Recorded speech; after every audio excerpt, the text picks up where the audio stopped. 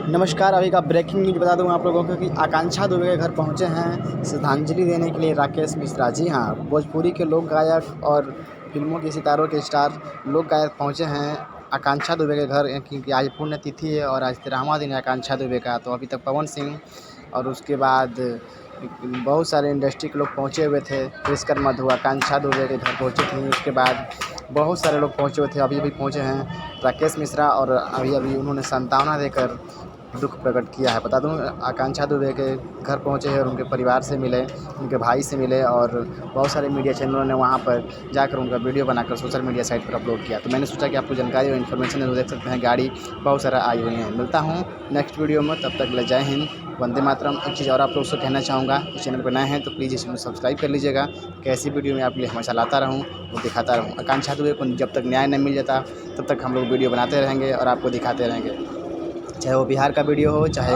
आकांक्षा दुबे का मामला हो, दिखाते रहेंगे। जय हिंद।